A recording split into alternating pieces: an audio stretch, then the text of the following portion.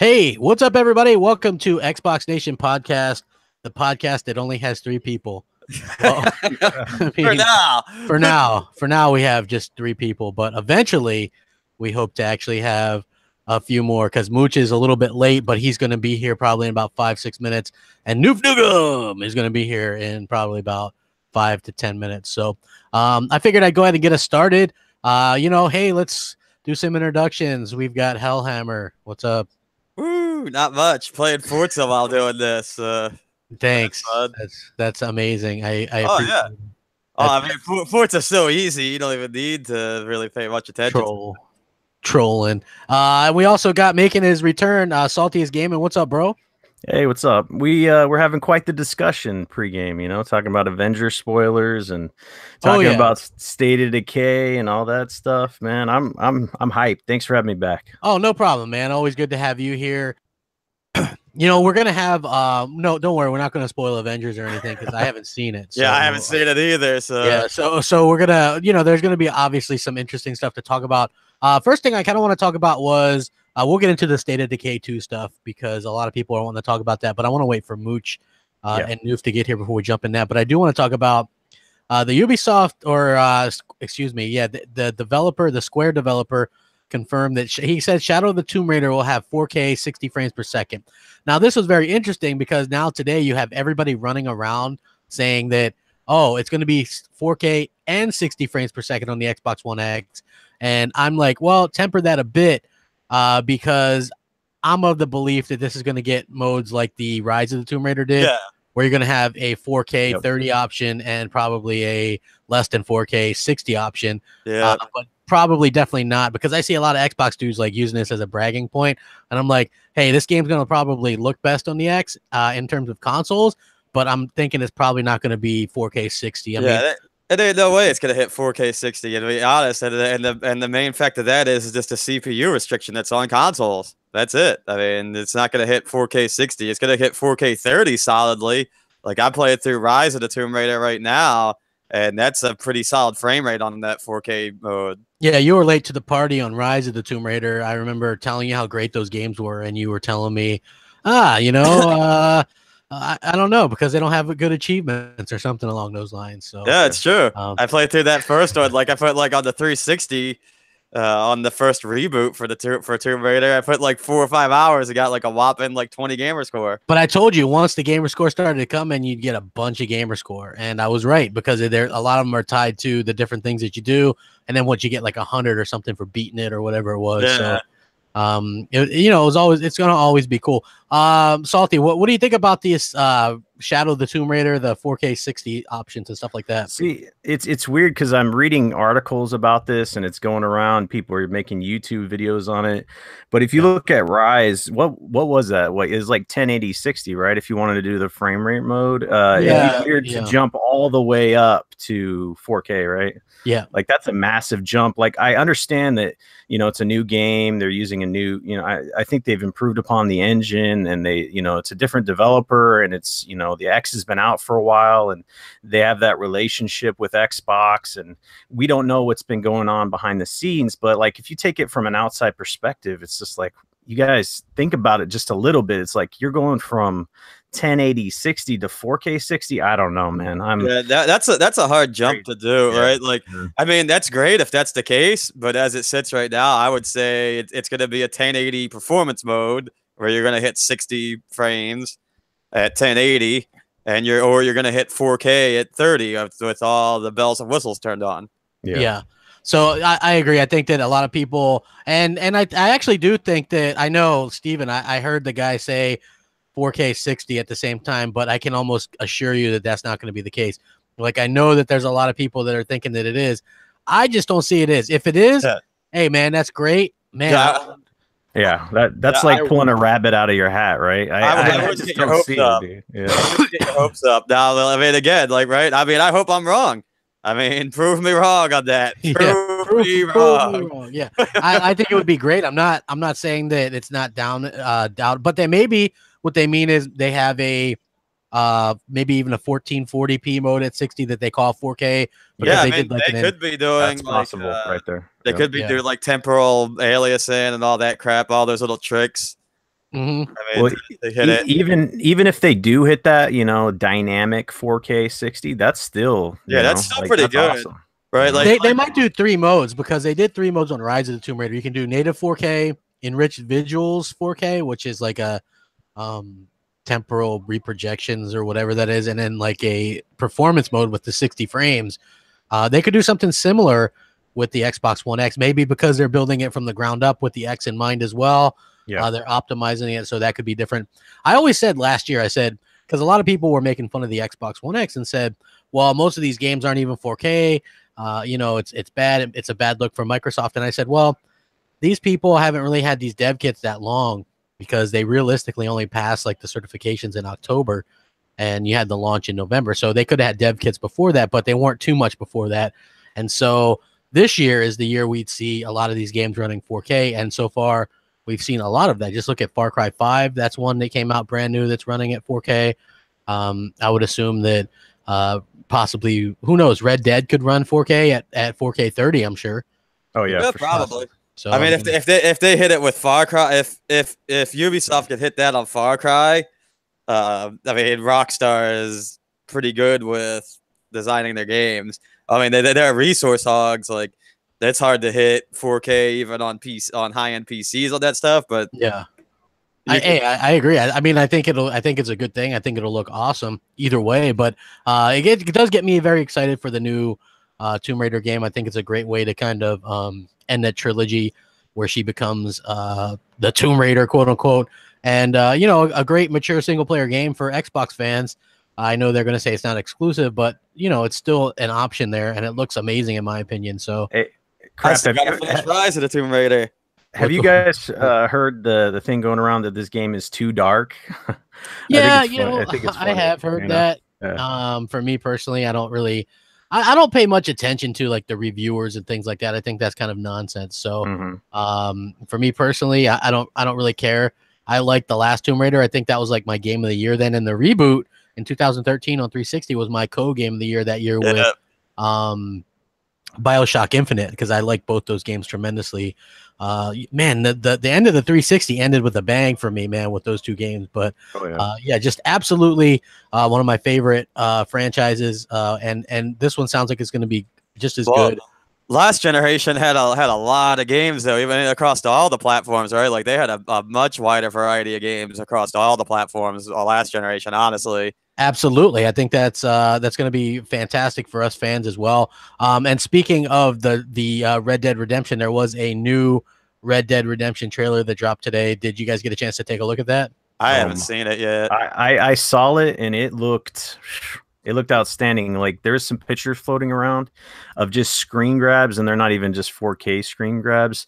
But if you look at the detail on the revolvers, oh my god, dude, it looks realistic. It's crazy. And supposedly those are PlayStation 4 captures. Yeah. So I can imagine that they're going to look that much better on the Xbox One X. You know, I said this, and people were like, "Well, don't count your chickens." And I'm like, "I get you," but I said God of War has some competition, just because this is, you know, this is Rockstar. Rockstar games always win every award, everything. I mean, it doesn't matter. And I'm not a big fan of Grand Theft Auto 5. I mean, I have it on 2 platforms, but I never even finished it. So. Yeah, I'm not a huge fan of it either. Like, I like those kind of open world games like that. But honestly, like Grand Theft Auto 5, I lost interest like about 25-30% to the story. Yeah, the story is just helter skelter in GTA 5 for me. Like it takes me out of the experience when I'm going from one person to another, and then it's just, I don't know, it's just I never finished it, and I don't know. Yeah, but I haven't finished it either. You know? Yeah. I mean, for me, that those games are the perfect games of I got into the story, I liked them, but they were just like there was so much to do, and then you get caught up in the side quests, and then this person's story. I actually like GTA 5 the way it went about it. And I like GTA 4 a lot as well that way, but again, it got just to the point where I couldn't continue. It was just so long, and it wasn't enough. Like it was a good enough story to where I liked it, but not enough to like hold my interest basically for that long of a time. And then came the gamer score problems. So I'm not even going to mention that, but you put in so many hours in that game, and then you have like 40 gamer score. I think I had like 24 hours into GTA 4 and like 40 or 80 gamer score or something. I was like, man, there's some kind of problem there. Not that I'm all about the gamer score, but it is a little bit weird that, You know, they don't give you. I mean, it should just be achievements. chapter based, right? Like, I mean, like Yeah. the Saints Row games, you play through a chapter, you do a main story mission, you get a piece of gamer score. That's I what mean, I it's not love hard about to those do. games. Yeah, that's what I absolutely love about those games. I think it's pretty damn cool. So, but yeah, I'm looking forward to this game, and I do think that God of War has a little bit of competition. So who knows? I mean, that game is going to have an online component as well, so people could be very excited about that game going forward. Is that like a day one buy for you guys? Well, Hellhammer will have it by default, but it's for sure a day one buy for me, and I'm interested to see if they implement the GTA Online aspects from GTA. They're going to. So I mean, it's just going to be. foolish for them I to imagine not this is do it. going to be like transferred over, but old Western, right? Like they have all these all the game modes and stuff like that. That's what I'm interested in, like how they approach that, how they implement, you know, supporting a game as a service and what kind of events they have. And because like the old, you know, the old game is kind of, it was hacked and there's some other things that was wrong with it. But I think the online component to this game is interesting to me, how they approach that, you know. So they might do a battle royale mode with it. I think that'd be fun. Everything honestly. is battle royale. That's one that could actually work, though. I don't know. Yeah, that could probably work pretty good, actually. Be the first one to find your revolver and your snake bite kit, and then you know, just kind of take it from there. And I think it's going to be interesting going forward because everything's going to have battle royale mode, and I think that very few are going to stick around, or the fad is going to like kind of burn itself out. Sort of like what happened to. Yeah, the cool thing about their online is it's not solely a battle royale. Yeah, it would be just a game mode you can play, like Liar's Dice or something like that. You know, like you can go and drop in, do some battle royale, and then do some co-op with your friends or go play cards at a different spot. That's the cool, unique feature about these type of games. So yeah, and I think that'll be what's pretty damn cool about it. And I just think that it's a little bit something different, being that it's like an Old West type game. And that's something that we haven't seen. Everything that's battle royale now is either like, kind of modern or like, like the futuristic Fortnite type of guided rockets and stuff. I know they took that out, but yeah, I mean, you got to build your sky fortress. That's all.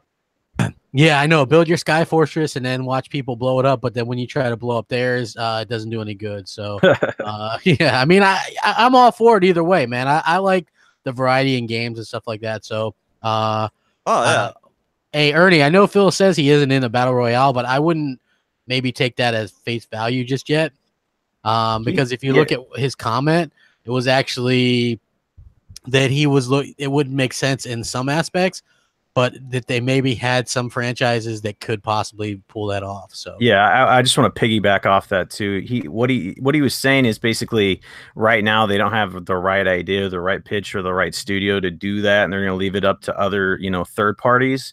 But if they come up with some great idea, I'm sure they would do something. So yeah, I think that it wouldn't be too far to fathom Halo doing something like that, Yeah, either I mean Halo or Gears they could easily get away with, right? Like Gears, they could easily have it be like the Outcast Survivors or whatever, kind of a battle royale mode like that.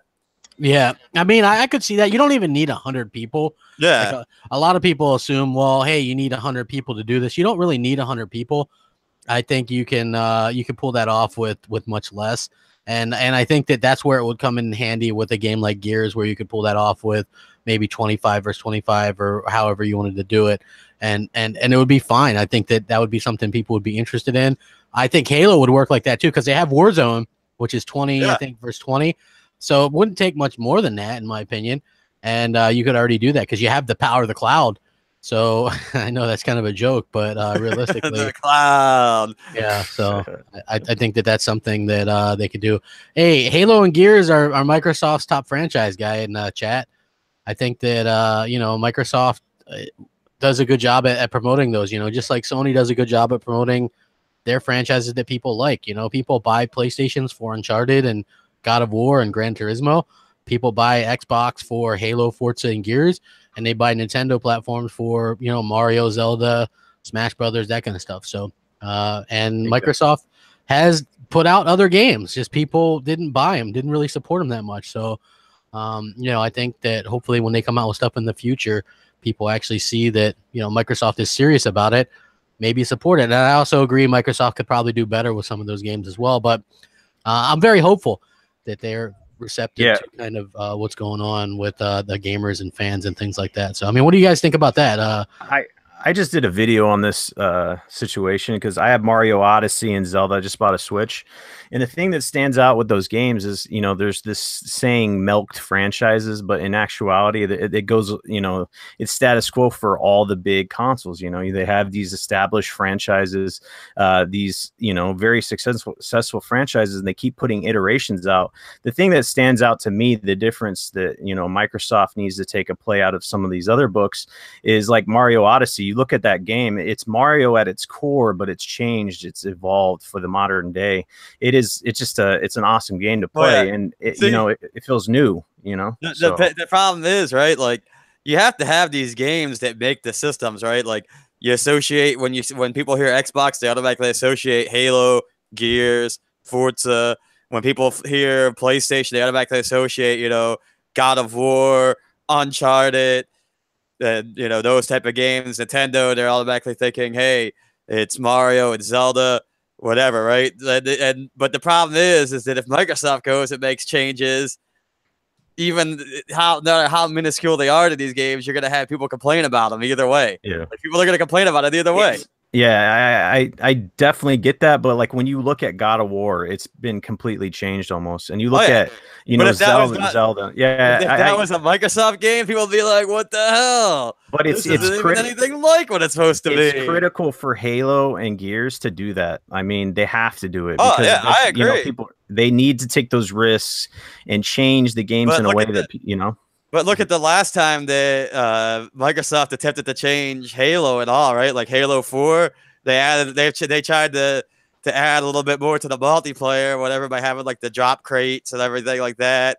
And people complained about it. They complained about having running added to the game. Like people just like to complain. Do you think it's more of an established like Halo fanboys, or like the Microsoft people that are kind of bucking against those things? That's or what I think. Outside? You know, I think so much the outside. I don't think it's the outside people looking for the change. I think it's the people who are already like set in their ways, right? Like, yeah, it's the same reason with why like Call of Duty, right? Like as much as like it basically kind of even plays into like me too. Like Call of Duty, I was a big fan of the boots on the ground, but then they started adding in all this stuff to change it up, and I hated it.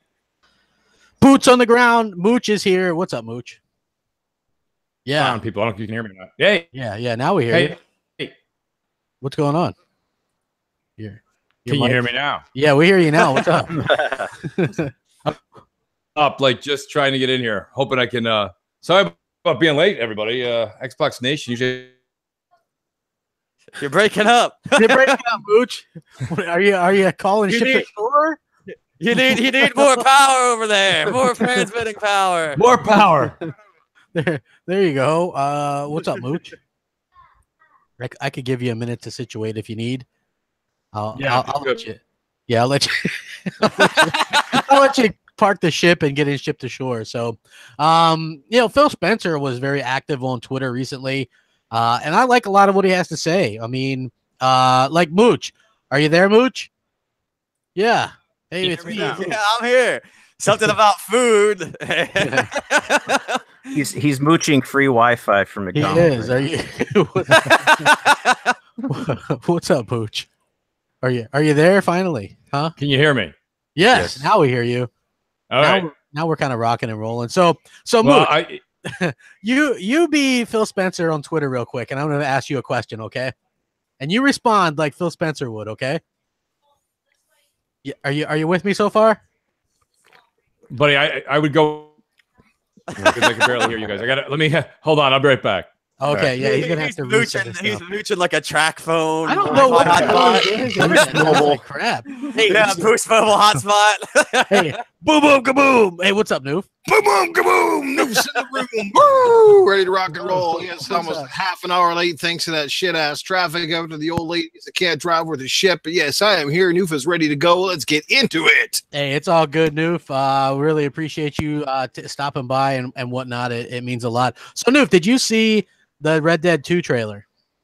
No, I haven't had a chance to watch a new one yet. No, unfortunately. Oh, okay. But it looks awesome. You're gonna love it, man. You're gonna absolutely love it when you see it. Trust me when I say that. Okay, I want to talk about this. So now Xbox 360 achievements count towards your monthly leaderboards on Xbox One. Thank you. It is about time, right? Because I actually play 360 games, so I know like it's not going to be a big deal for like Mooch, but for me personally, I play a lot of 360. I still have a backlog on there. They keep every month they keep adding the game that's in my backlog. So yeah, exactly. And so it's pretty cool to see them do this. And what's funny is literally 8 days ago, somebody asked him on Twitter, "Is this something you're going to be implementing?" And Mikey Barr was like, "Yeah, we're looking into it." And then literally 8 days later, it's gone from they're looking into it to it's active. So what do you guys think about this? I think it's a great addition, honestly. Like, it was one of the drawbacks when I was playing the 360 games, because surprise, I like playing some backwards compatibility games sometimes. Yeah. But when I would go in there and these achievements would pop and they're not going towards my monthly score, it annoyed the hell out of me. You know what I'm saying? So I like this. I like this change. I think it's good. Yeah. I mean, that's the only positive for it. I mean, if you don't use backwards compatibility, it doesn't affect you, and if you do, you're better off for it. I mean, if you don't care, then oh well. Yeah, I just like the fact that it gives us an option as gamers to kind of, earn something for playing those games. Like I said in a video that I did, I played through. It was like they gave us that game Brave, right? It's like this cheesy little game, but I beat it in like 3.5, 4 hours and got like 800 gamer score. But none of that counted towards my monthly gamer score, which is kind of lame. But at the end of the day, it's cool to know that in the future that stuff will help. I also beat like a Teenage Mutant Ninja Turtle game or something. I dabble with those games just to mess around with them because, in my opinion, a lot of those last gen games, the big AAAs and stuff, are much better than the single A or the indies that we get this gen. Yeah, it's true. So for me, it just makes a lot of sense to kind of jump in and play those games, and I have a lot of fun, and to know that those are going to count towards the leaderboards and stuff like that. Yeah, that just makes me happy for that Vanquish game that'll be coming up here in a couple of weeks for free. You have Vanquish. Game that everybody lists. Oh yeah. Yeah, I mean, I have it too. Great. So it's really good. And there's a rumor that the next one might be, Xbox exclusive. Well, it's a Sega game, so I mean that would make sense. Sega's been actively producing for Microsoft for a long time. Sega stuff on Xbox, like, it definitely makes you wonder what's been going on. A lot of Streets of Rage and Vanquish on this one this month. So great Genesis classic, by the way. Yeah, exactly. And Phil was asked if they were ever maybe going to bring Yakuza or some of these other Sega games to the console, and he was like, "Yeah, that'd be great." Sega has a lot of JRPGs under its belt. So. Yeah, and that's something that also Mike he was asked about, and they could definitely bring that in. Are you back, Mooch? Or are you shipped to shore still? I should be here. I think you can hear me now. I hope. Mooch, we hear you. Boom, boom, kaboom! Mooch is in the room. Boom, Mooch made it to the room. Are you on Wi-Fi or something, dude? No, I'm home. I'm home, and we haven't been home all night, and I got back. What I had was the computer was completely full of like all these screens. I had to shut everything down, turn everything back on. I thought he was going to say the last time calzones. Well, no, that's it could have been calzone. No, that's clowns. That's clowns. Different Italian. So right nationality. So Mooch, what's going on, everybody? Now that you can hear me, Mooch, you be Phil Spencer on Twitter, and I'm going to ask you a question. Okay. So Phil, we need some more exclusives, some great exclusives like God of War and Uncharted and The Last of Us. Can we expect any of those on Xbox One anytime soon? Yep. Thank you, everybody. Thank you. I'm bowing in the room. Thank you. The great Phil Spencer impersonation. No, but I mean, like that is funny that's his kind of. Did you kind of introduce that to everybody in the audience? I mean, he elaborated on so many different services and all these other things, and then somebody was like, "Phil, we're really excited. Let's talk about games. When's Crackdown? I heard Crackdown 3 might get delayed, but can we expect it to come out this year?" Yep. Hey, Phil, what do you think about Azure Cloud? Well, I think it really brings gaming to the next level. Microsoft is fully committed to Azure, and we love it, and it's great, and it takes things to next generation and all this kind of stuff. But what about exclusives? Can we see Rise? Yep. Yep. I know. I think it's funny, but it's Phil the parakeet. What did you think about like his promises of JRPGs or like having Japanese developers on board? Do you think it's a lost cause, or do you think it's something that maybe they should still strive to do? I don't think it's a lost cause, but I think we've got to kind of hit the reset button here and figure out, listen to everybody in the chat, everybody on this panel, right? And I've heard everybody on all their shows kind of explain why we are who we are, which is predominantly Xbox fans.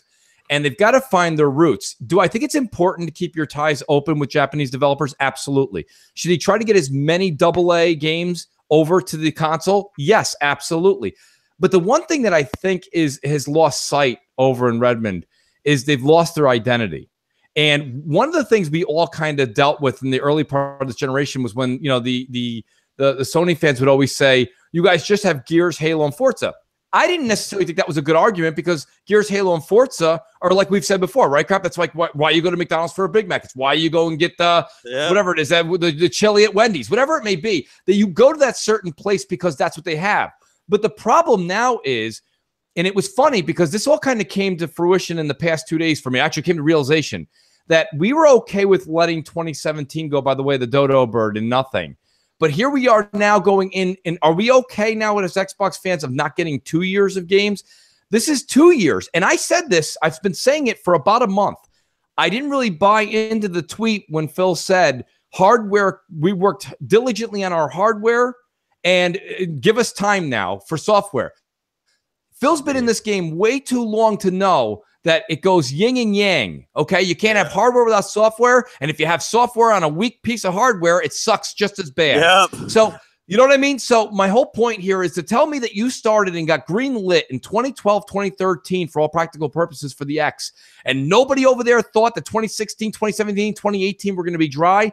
I'm not okay with that. And I mean, and I'll be honest with you, and it's just coming to the point of realization now. So when he says he's going to go out there and do things like he says he's going to do with the Japanese studios, I say bravo. Do it. Please do it.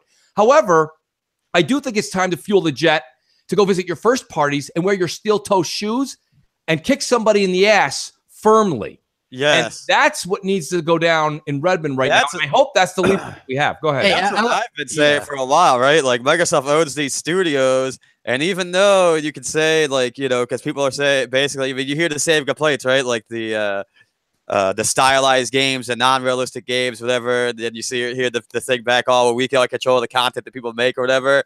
Well, if it's coming from your first-party studios or a studio that you own, you sure as hell can control the content that they make.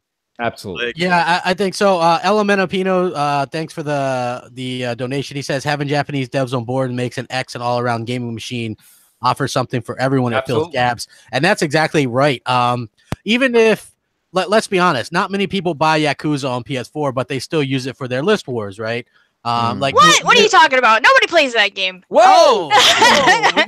Where's the keg? Where's the keg? This has turned into a party all of a sudden. I know, right? It started off very somber, me, Salty, and Hellhammer, right? And now all of a sudden we've got Mooch, Doof, and Fox. So I actually saw that. You guys only had a few, and I was like, I see a Batman signal up in the air. and I'm coughing every 2 minutes. I'm having to mute my mic, but yeah, you know, I think it's exciting, and I think that having more JRPGs is good, even if I'm not into them. I realize that there's probably Xbox fans out there that want that. And yeah, definitely. And more is always better. You know, less isn't more. More is more. Yes. You can just look at. Oh, go ahead. Options and diversity with any platform are never a bad thing. Yes, they may not crack 5 or 7 or 8 million people, but the bottom line is, there's still you have to treat all your customers equally, like no matter what they buy or what they don't. Like that's the thing, you know what I mean? You have to treat them equally. You have to still give them those options. So when that fan walks into the store and they look at both consoles, they can only buy one. They want to go where they have more options, more things to play, especially if that happens to be I know people that have a PS4, that's pretty much all they play is Japanese RPGs, and that's cool. If that's what floats their boat, great. If they're still pumping money into the ecosystem, great. So you can't rule out those fans, whether you like them or you love them. It is there, and you know, for Microsoft, it's never too late to make a last-ditch effort into the other market, maybe to show that they're coming around and show the Asian market that they are still committed, despite everything, to giving them a great experience. And hey, if Microsoft sells an extra 100,000 units over there, well, that's 100,000 units. And bottom line, I agree with that. That's not Salty. What did you have to say? No, I think that we just, you could look no further than Monster Hunter World, right? The success there with that type of game. It's not the same thing, right? It's not a JRPG, but it's it's a Japanese title. And if you would have looked at a couple of years previous, you would have said, hey, would Xbox ever have a Japanese title that, was number one on MPD? Those games are said no, right? Those games are basically stuck to Nintendo and Sony platforms for the longest time. So Hellhammer actually got that game. Like, I like the game. It's so in depth. I don't have the time to sit down and play it. That's my problem. Yeah, Hellhammer, like me and Hellhammer game share, and I say that I would probably pick up about 99% of the games, and then I rarely see Hellhammer pick one up, and that's one of the ones he picked up, and it's like just this game where you would have to sink hundreds of hours into it, and ain't nobody got time for that. But I mean, it is a good game. It might come down to the fact that I just came back from a baseball game, so I'll use a baseball analogy for a second. But everyone's got to sit down and realize when you have a team, okay, when you're playing a team that's stacked at the bats, right, and they can really crush the ball, you don't just say, oh, you know what, guys, we're playing the team that hits really well tonight, so we already lost. You got to go out there and you got to realize when to throw your left-handers, when to throw your right-handers against the pitchers, and what's hot and what's not, and do your homework. Phil, again, has been in charge for so long. Pardon me. He's been in charge for a while now, but he's been in gaming for so long.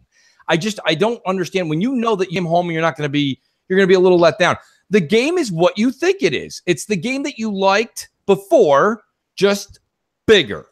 It's the same game, but bigger. Yeah. And if you liked State of Decay, I'm not going to sit here and rain on your parade.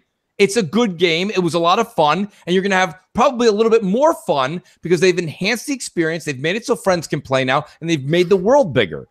But realistically, when it comes down to it, if you talk to Mooch in 2015, 2016, I thought this was going to be the next, like, we were taking State of Decay to the next level. All we did was we took State of Decay and we made it bigger. Yeah. well, let me just say this real quick, all right? When we originally saw and got State of Decay on the 360, it very quickly broke records for sales and things like that. It was just like this arcade game, you know what I mean? I think it was $20 or something. And people loved it. But the number one thing people wanted was co-op.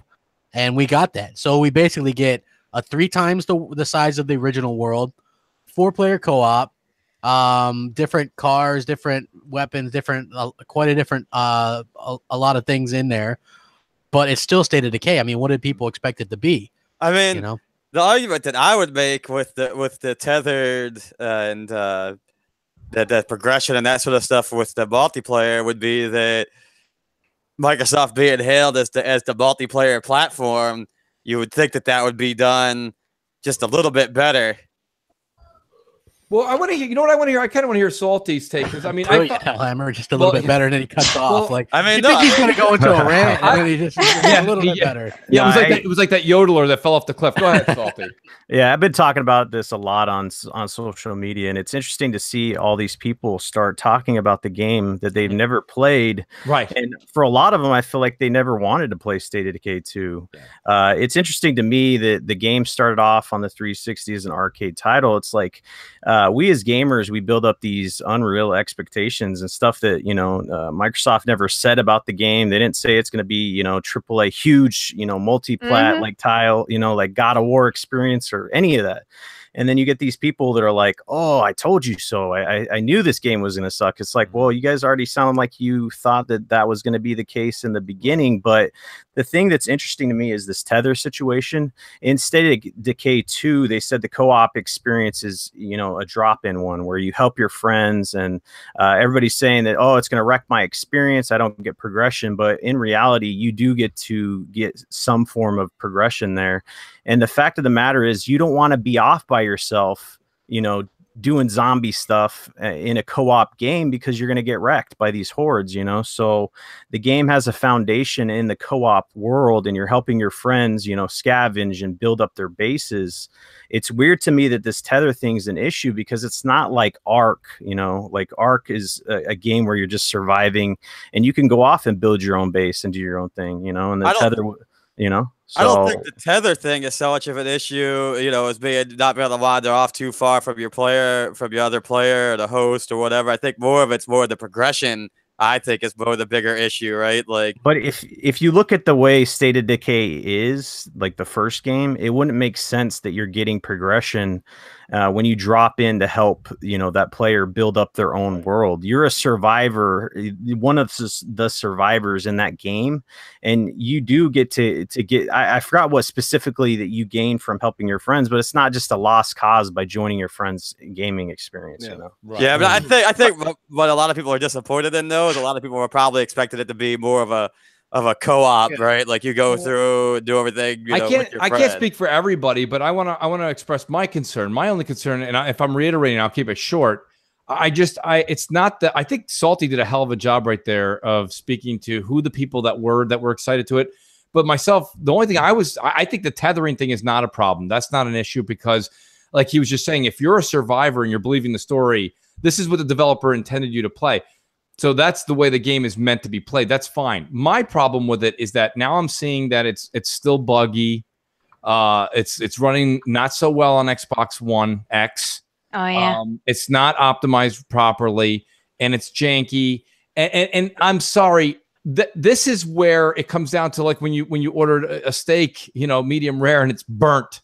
You're like, wait a minute. I'm not going to critique the amount of salt and pepper you put on this bad boy, chef. Here we But go. you burnt the shit out of my steak. So my problem is, I agree with Salty. Think about it. Think about it for a second. If this was an apocalypse, and all of a sudden I'm out there, I left my group, I left my community to go help Salty and his group. I'm out there. Well, naturally, it doesn't help my community. I'm out there helping him with his community. But so then he can come back and help you. Yes, that's fine. I get that. So I am totally buying into that. So my main issue is the problem with the technical aspects of it. And when you go from the 360 arcade game that it was, now acquired by Microsoft, and you took pictures 2 years ago of your new office and the new computers and everything that you guys got because you got your bonus checks. Well, now I expect a better product. And I'm pretty sure, even though you'll never hear this come from Redmond, they expected a better product. Oh, How come when we saw that like hour gameplay from IGN, like on the first, it didn't seem janky to me? Like it's weird. They were playing on high-end PCs. That's why. They said. So they didn't let them play on Xbox. Did Ones. the reviewers that saw the jank, were they playing on a base console, an S, or they said an X? They said I listened. Believe me, begrudgingly, I grinded my teeth and I watched Kind of Funny when they said that they were playing it on an X and it was quite janky. And that was the part that bothered me. LMNOP says $1.99 donation. It says older build was showcased, wasn't it? Which is true. That is true. It is an older build. So I'll give them the credit, the benefit of the doubt there. Yeah. So this is what they. Yeah. Go ahead, Noof.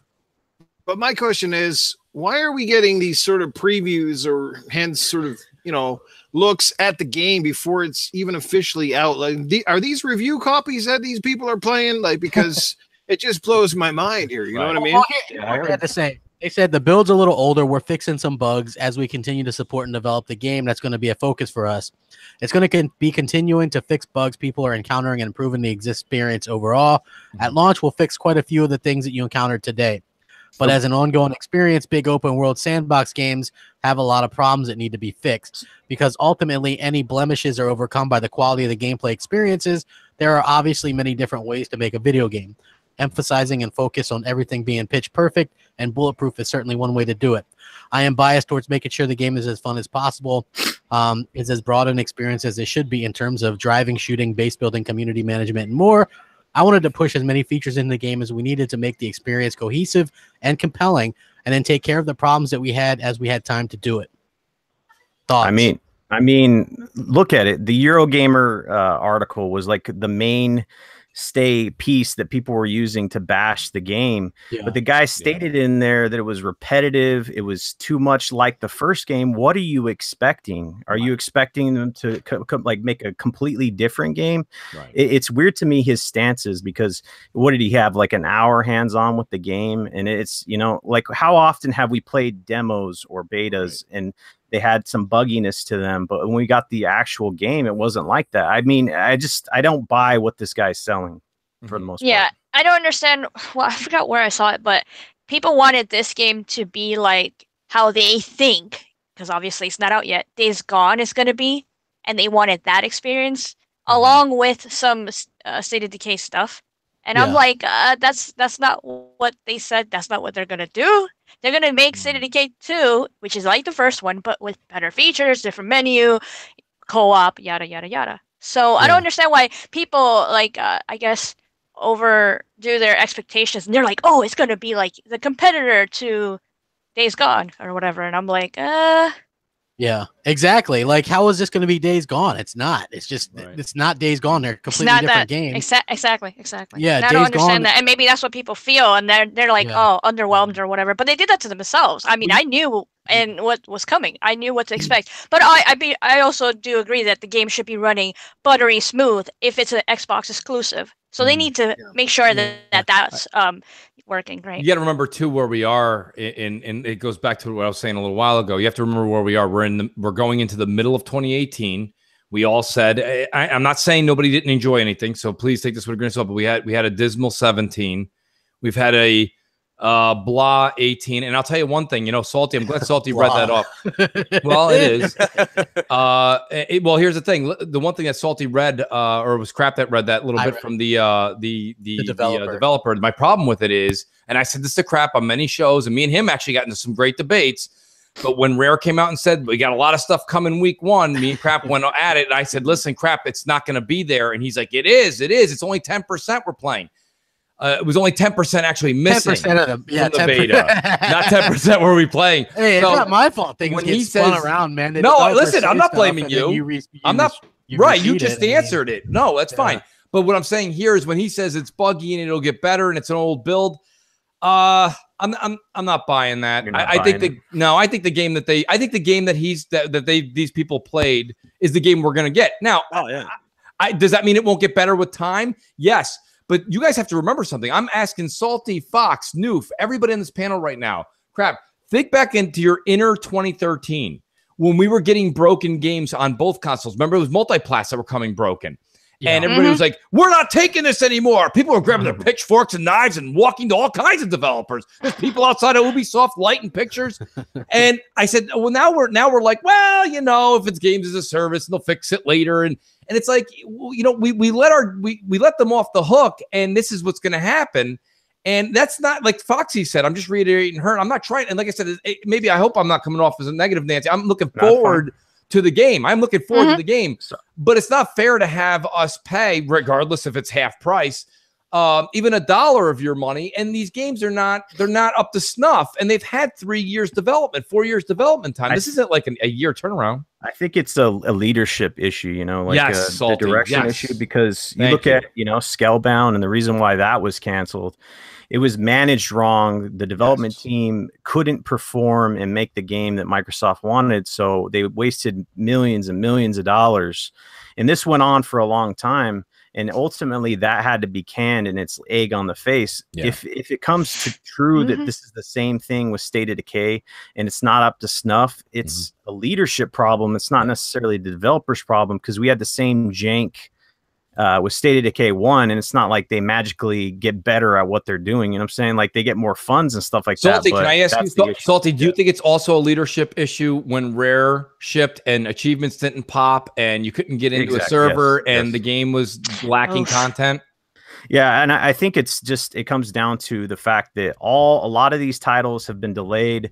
2017 lineup was so sparse. It was people were saying this and that. So they're just, I think at this point they're just getting the games out. I think that they know what's going on. You know, I want to let everybody know in the audience, Salty is a huge Xbox fan, dude. He's a huge Xbox fan. And let me tell you who else is. This guy. Okay, I'm a big time freaking Xbox fan, and it's upsetting because this is the point I've been trying to make, and I've been doing it as discreetly as possible. But when you've got the leadership, I've said this since day one. Everyone's like, yeah, Donnie D's gone. He's gone. Microsoft has a zillion employees. One guy left, and everybody took a shift to the right. Okay? And now everyone's cheering on everyone that's there. These are the same people that work for Donnie D. So my only question is, and Crap, you said it on Sunday, when we talked about Albert Pinello leaving, and you said, I think a few others should follow suit. Okay. I think that that's the case here. I think that's the problem. The problem is that I think that there needs to be a little bit more of a shakeup in Redmond. Yeah. Well, I mean, here's the thing. I think that who knows? They could be realizing that they need to get some games out, and Game Pass is a way that they can do that. I hope so. I don't know. I'm interested to see how the game. Me and Mooch, you and I both talked about what we think the Metacritic's going to be for this game, not because it's bad, but because this is a smaller studio, right, with a mid-level game, AA. It's a budget title, so I mean, I think your guess was 73, and I said 77. Can we talk about the review scores for these co-op based multiplayer focused games? I had a discussion about this. I think there's a lot of reviewers out there that don't care for the multiplayer co-op experience. Yes. And they do reviews on these games and they don't talk about that. They're like, okay, well, blah, blah, blah. I didn't like this game. And it's like, it would be like me doing a review on Forza and I hate racers. How can I put out a biased, non-biased piece about the game? I'm trying to grade it when I don't care for that. And I know for a fact there's a lot of people out there that are grading these games that are on Xbox, and I feel like Xbox's identity is in the multiplayer realm. So I think that, you could say what you want to say. It's on a personal level, but if you don't like multiplayer focused games that don't really have a story, it's going to affect the score. And I think that's a big issue, So I referred back to the dude that wasn't able to complete the tutorial on Cuphead. You know what I'm saying? It comes back to that thing, So it's interesting. Well, here's the thing. Like, you guys, I mean, you could be right. I want to hold out hope that I think this is a good game. Is just going to be, this game comes up against a bad problem in that God of War just released, and that's a fantastic game. Yep. So a lot of people are going to automatically just compare anything that comes out close to that's exclusive to God of War. And I think that's unfair. I think this is a $30 sequel to an arcade game with a small developer. Here's the thing. So we sit there. Listen, first of all, everybody in the chat, you got to understand, first of all, this is called a talk show. So we've got to talk. Also, hit the like button. Almost 600 watching and only 160 likes. Hit the like button. I got all kinds of good people up in here. I mean, the thing about it is that I'm actually looking forward to State of Decay. Like, you guys know this. Anybody that follows me on anything. If you have a zombie genre game, I'm there day one. I'm just there. Hey, Noximus, thanks for the donation. He says, I agree, Mooch. Buy now, fix later. That's a no-no. Right. And I mean, that's my whole thing, because here we are, okay, Master Chief Collection, Sea of Thieves, State of Decay. Yep. We understand a big sandbox has broken. No. Then you don't understand, because your big sandbox, when I think big sandbox, I'm thinking GTA, not State of Decay. Well, let's put it this way, right? Like you could like the buy now, fix later thing is just a horrible thing, and especially with other products, right? Like you buy a car. Oh yeah, I mean, the turn signals only work half the time, but 3 months down the road, we'll get those fixed for you. Like I say, it's not about a doom and gloom by no means. Listen, there's no doubt that Phil's going to take the stage, and we're going to get some really, really great things, I think, at E3. I really do. I think he's going to have a couple things up his sleeve that'll be wow factor. But at the same time, we have to wait, because even when he shows you the roadmap, which won't be an extended roadmap, I might add, but when he shows you the roadmap, you're still going to have to wait for those things. Nothing's going to come this fall except for Forza Horizon 4. So, well, here's the thing. If these games, whether it be Sea of Thieves, State of Decay, Crackdown, etc., if some of these games don't start dropping, I mean, obviously, we're going to start renaming everything State of Delay. Microsoft is oh, boy. No, chill. The last thing that Microsoft though needs right now is another sort of broken half-assed game, because obviously the games they have are not of the same caliber as the stuff that Sony's putting out. We got to call a spade a spade. But it is, like you guys said, it's a budget title arcade game, which takes a step up from its predecessor. If you like the first game, I'm pretty sure you're going to love the sequel. If you like zombie games, you like things that have, thrill and story. Now it has the most requested feature, which is co-op. I mean, I don't see how this game can go wrong. Plus, you can play it in Game Pass, so you're not out no major moolah, that sort of thing. I hate it too when people judge its quality based on its price, because two of the best games of 2017 were Cuphead and Hellblade, and those games were not $60 at retail. And you know what? The thing is sometimes when people are riding the fence on a game, the lower the price, it entices new people to a product. It's an easier sell if you're not 100% sure. I think you make it. Noof, that's a great. Don't get me wrong. I think what you just said has a lot of merit behind it. But I just tell you this much: the cheeseburger on the dollar menu doesn't taste like a goddamn thing like the regular cheeseburger. And you know what I mean? It's like it's a lot of bread, a lot of ketchup, a lot of mustard, 18 pickles, and a smidgen of beef. Listen, the problem with and I can tell you the dollar store condoms don't work like the real brand. Exactly. Better example. No, chills. During the week. Listen, this is great. I think that this is good debate, but I mean, in all honesty, you take a game like Hellblade, and Noof, probably behind you is me. I enjoyed that game. I played it on PS4. I've played it on Xbox One. I've enjoyed the crap out of it. However, looking puzzles, right? Yeah, it's a looking enjoy it. It's a looking puzzle, and it's repetitive fight mechanics. So it's that for the duration, and then you enjoy the story, you enjoy the situation. Now, when you go right, and that's what warrants the $30 tag. Mm-hmm. So I get that, but it is lesser of a product than, say, another game that has puzzles and this and that. That's $60. That game goes on for a long time. It's got a different type. Right. Yeah. Great example, Foxy. Let me pay the bill. Classic Love says Tatsumi, I'm not going to pronounce the last name, was the CEO for Nintendo for about 2 years, and he was able to carry out his plans that Iwata had. Look at the massive success. Phil's fourth year can't give you complete games or exclusives. Yep, that's actually a great response there, right? That guy did carry out a lot of his plans, and Nintendo is doing great. I mean, maybe not like as far as like in the console wars, like they're setting records or whatever. They're not, obviously they're in a different league than Sony or Microsoft. Well, go ahead, Salty. I think that people are talking about Phil a little bit too much. Like, he's in charge of gaming overall now. Booty's in his place, and I think that the shuffle with the leadership of Xbox is a good thing, because it wasn't working before, right? So we can look forward to the future. I know people are talking about doom and gloom. I'm kind of the anti doom and gloom guy. I hate where you go on these podcasts, it's nothing but negative, but it comes to a point where you need to have constructive criticism. There's a difference between constructive criticism and just shitting on things, and we're not doing that for sure. But he's in charge of gaming, and I think he'll excel there, because I think Matt Booty is going to do a good job in what Phil's old spot. Everybody loves to hate Phil or loves Phil.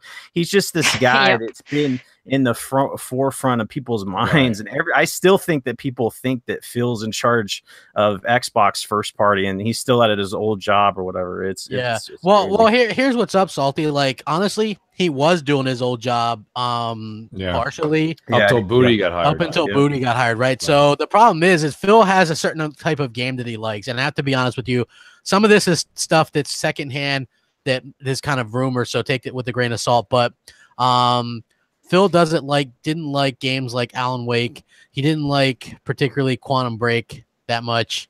He liked Rise, but that kind of fell apart.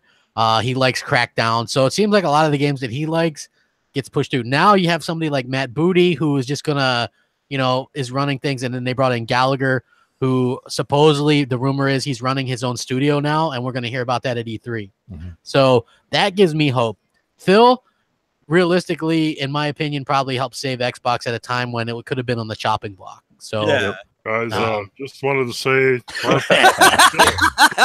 invited Mike? Trust in Phil. Phil is going to do a great job. Phil is a master of his craft. Phil knows what he's doing. Phil can build you a console, sign a company to a contract, and put a baby's diaper on, all within a 30-second frame. So trust in Phil. The games will come. Things will get better. Xbox is in a good place. So trust in the process, people. That's how it's done. What are the percentages of people eating ham sandwiches while playing Xbox Live? Are they up this month? Yeah. What's the percentages of ham sandwich eaters using Xbox Live, Mike? Let me thanks to the secrecy of Xbox Connect, we found that the average gamer picks their nose about 4.5 times per minute. What? All 20 of them? The most popular gaming chip happens to be Ruffles, and we did find out a million crazy things from the power of Connect, so it's crazy. Not many people got them anymore, but we've seen some great footage. Well, the thing about it, crap. Just to get back to it for a second, because I mean, hold on, I gotta pay some bills. LMNOP says X Division doing well, new hardware doing well, games are next on the menu. Chill. Well, and I get that totally. Now, LMNOP, let me answer him real quick, Crap, and I'll let you have the mic. Listen, here's the thing about LMNOP. Same thing I said to Crap last month when we were like, wow, look at Sea of Thieves was in the top 3 on a lot of sales charts, this and that. It did really well. I said, Crap, let's just wait until next month before we start saying numbers, because remember, everybody went and got their free month or logged on for their $9.99 month of Xbox Game Pass, and that's what did well. I said, I want to see user base and usage from gamers the next month. So when you see these numbers spike up from last month, that's all including all that. I want to see how they're doing, the next quarter end or the quarter after that. Maybe this is the thing. You got to remember something. I think when Crap said Phil saved Xbox, he wasn't wrong.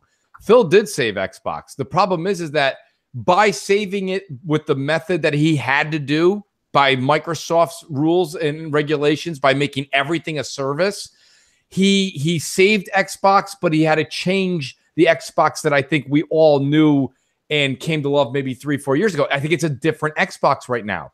I just think it's a different philosophy. And that's not me coming. I mean, just read their tweets. It's just a different philosophy. So so when he says, hey, everybody, they're doing really well, calm down. The only thing, LMNOP, I want to say, by the way, it's really hard to say your name over and over again 3 times fast, is that basically, yeah, they're doing fine. And I'm glad, because without them doing well, we don't get the product. However, that being said, I don't care that they're doing well, because we need this. We're the customer. We're like Mr. McDonald's behind the register, and you're like, dude, I've been waiting here for about a half an hour for my burger and fries. And he's like, listen, it's coming. It's going to be delicious, I swear. And I'm doing really well today. You'd be like, what? Great. I'm glad you're doing really well. Where's my product? So, I mean, that's the only thing I'm saying is like, I'm getting to a point. And listen, don't go by Xbox Nation, Crossfire, MNC, and don't go by just these shows. Like, go watch your favorite, gaming media spot. There's not a lot positive coming out for Xbox right now. Yeah. There isn't.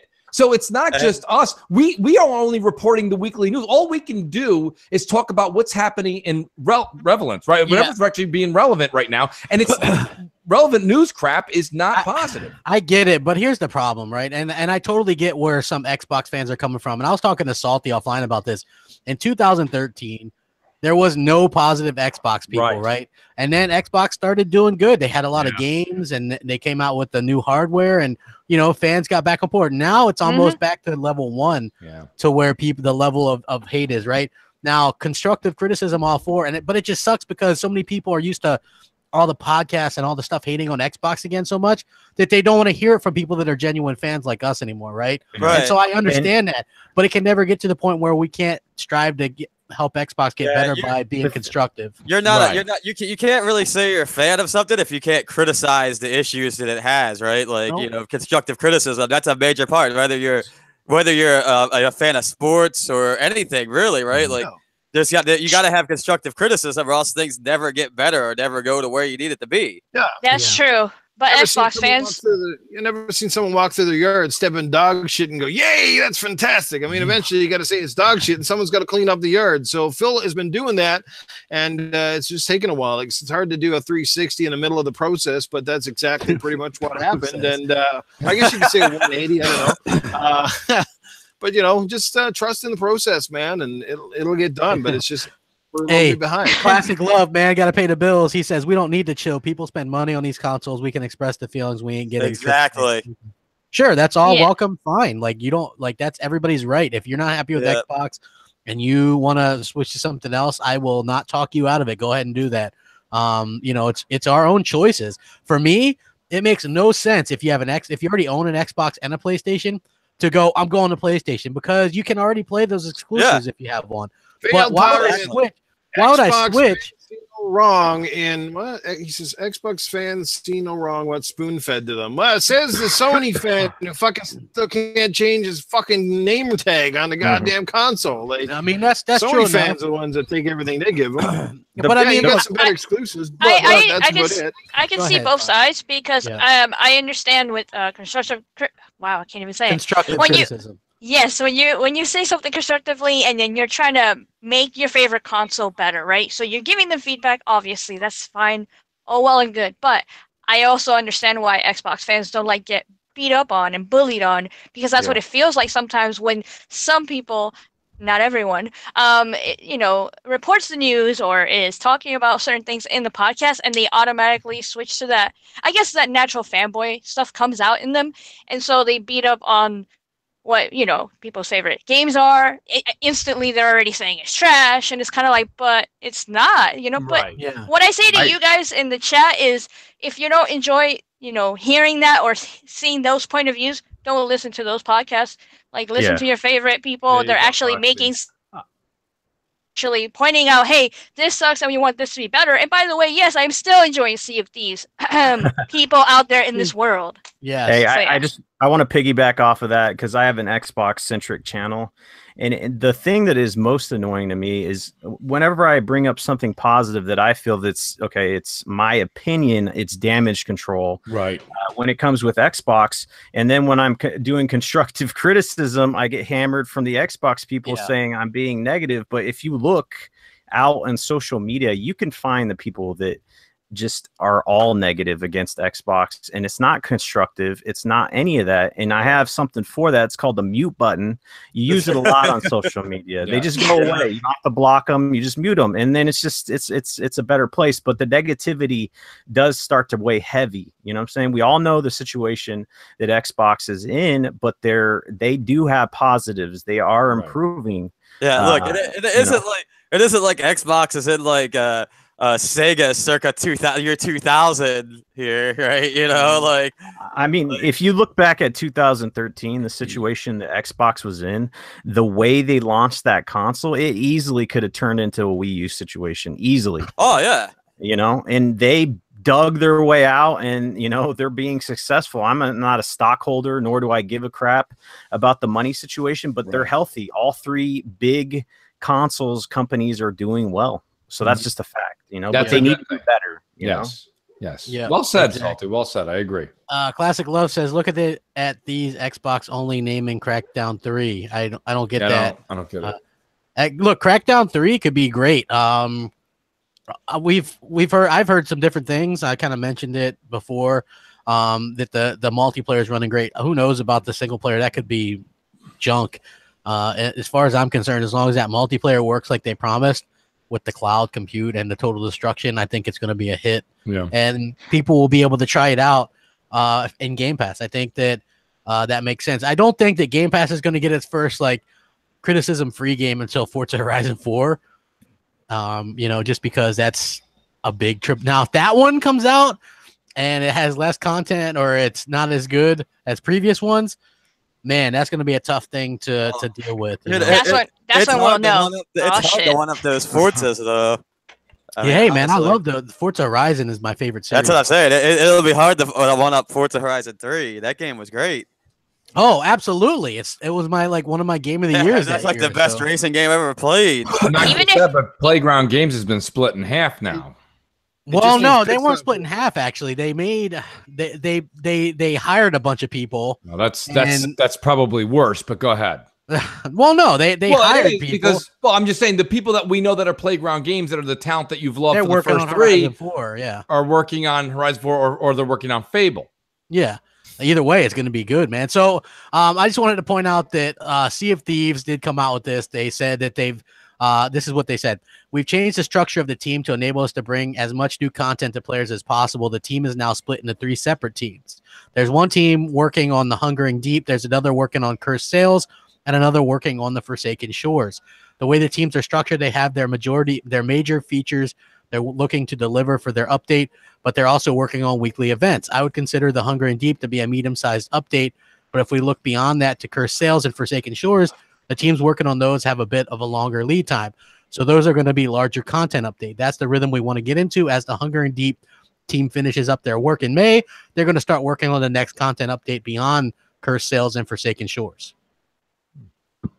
Well, makes sense. I mean, so do we have a date on the first major release? In May, this month. So just May sometime.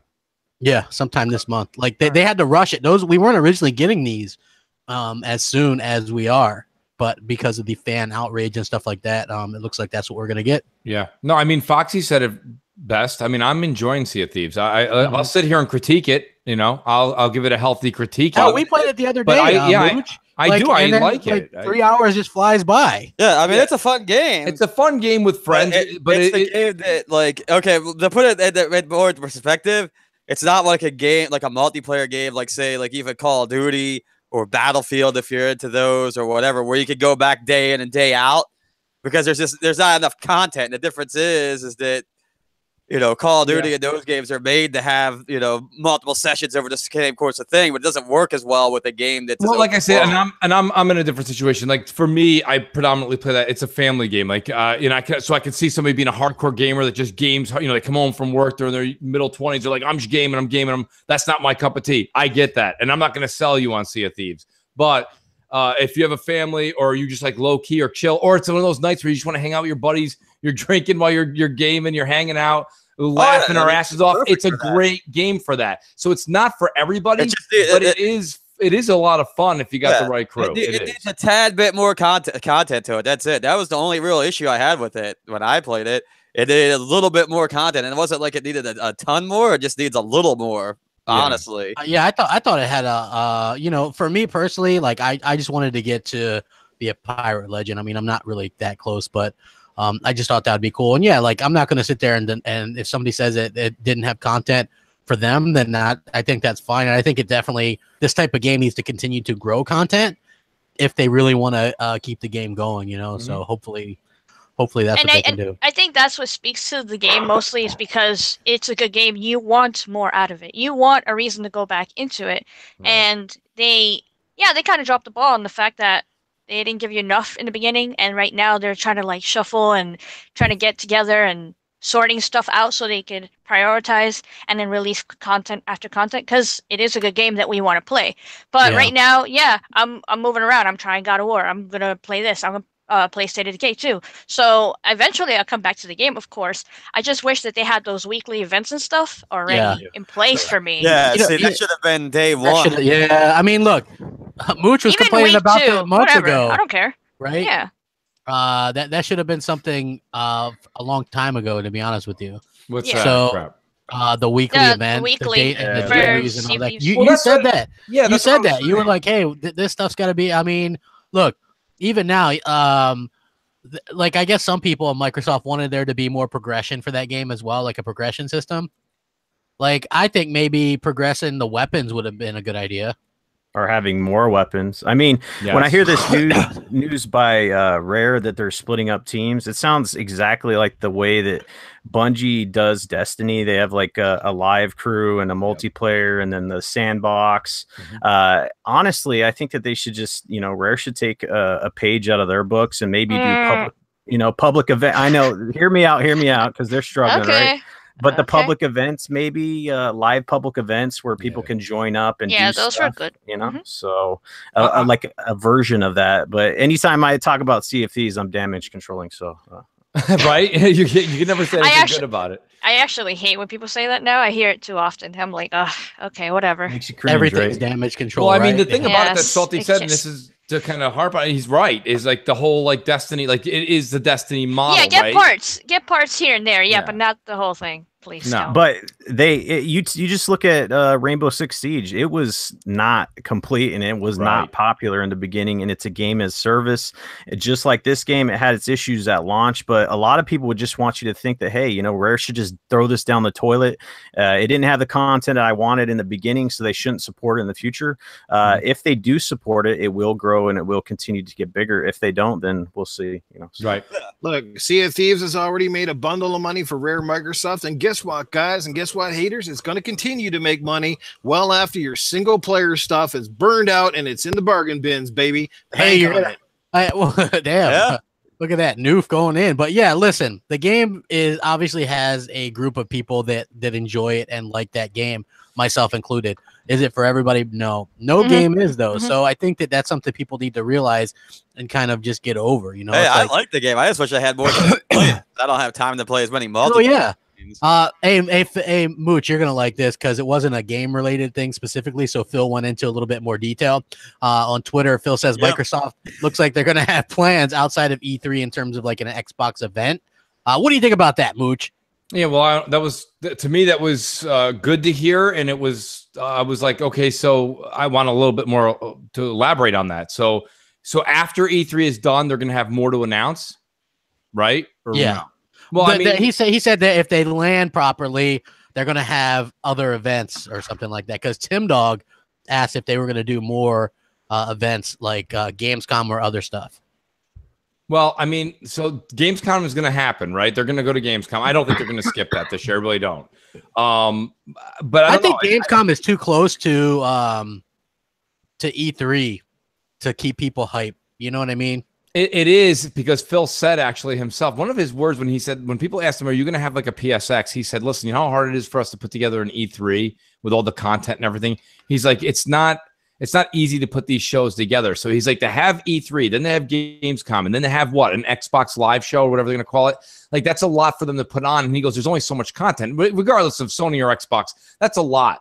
And that's why Sony's PSX is there's a lot of repeat stuff. Right. Sony shows one, maybe two of their the same thing they threw at you at E3, maybe a little bit more footage, and the rest is like indies and a lot of other like upcoming news and stuff. And that's fine. Yeah.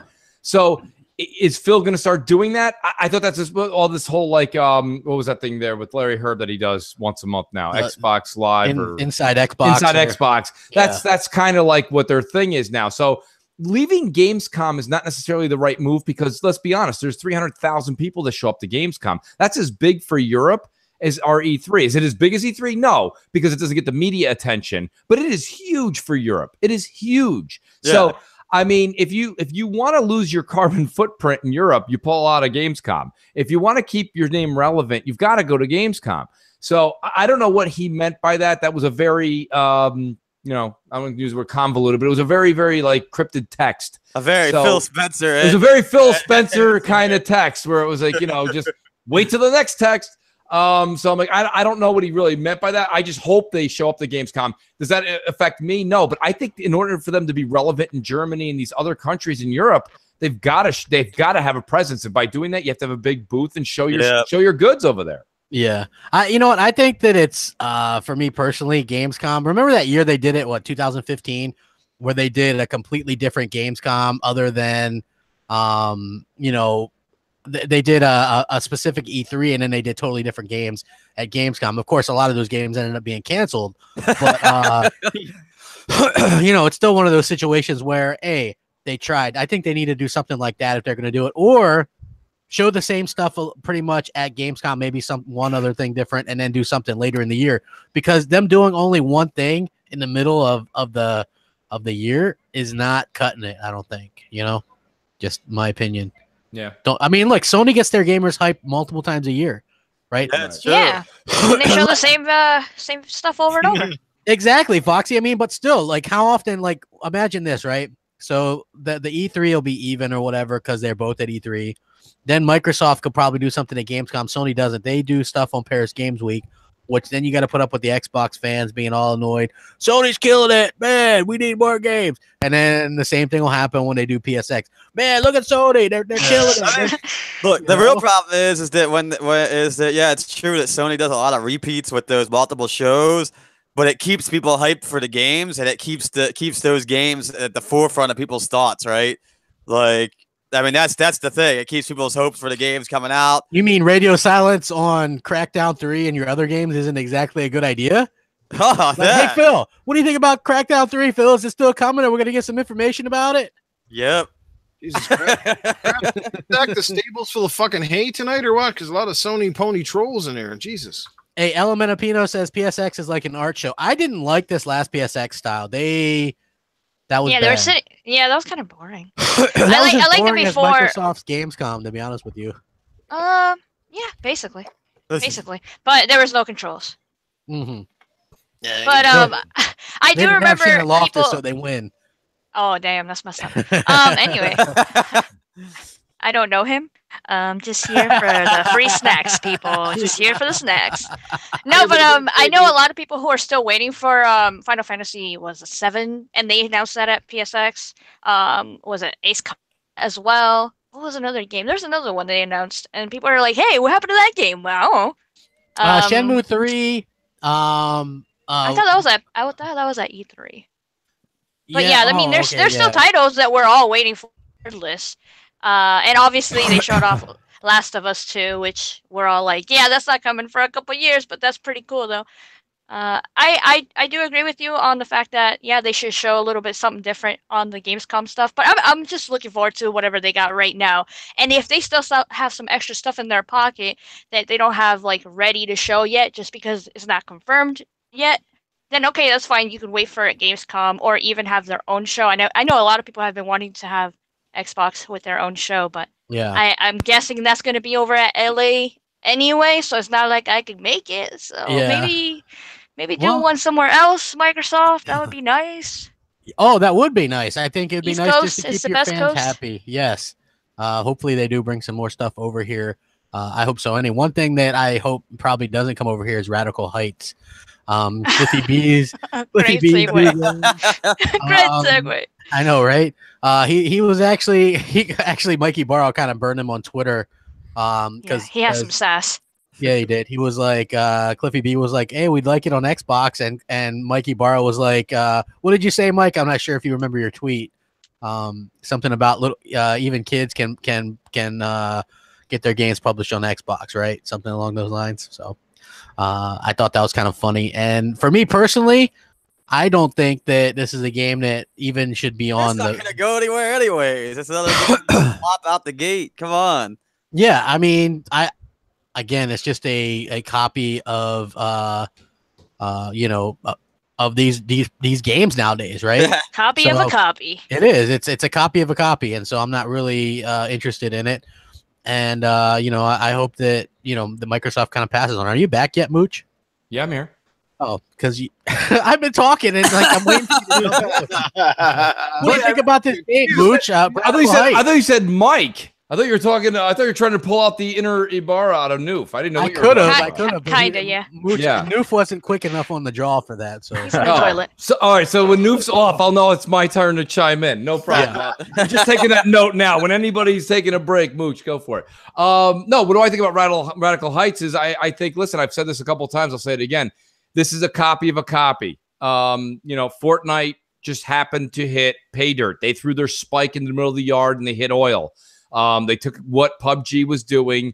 They made it buttery smooth immediately. They put their little cartoon fun to it, and it is an absolute hit. Now what happens is you have Cliffy B comes into Radical Heights, and he's like, let me not copy PUBG and put my spin on it. I'm going to copy the company that just copied PUBG and try to put a spin on it. That's what happens. I call it the multiplicity effect. Okay, if anyone's seen the movie Multiplicity with Michael Keaton. What happens when you get down to like the fourth? When you got down to the fourth, Michael Keaton, he couldn't put his pants on. So my problem here is that you've got Steve.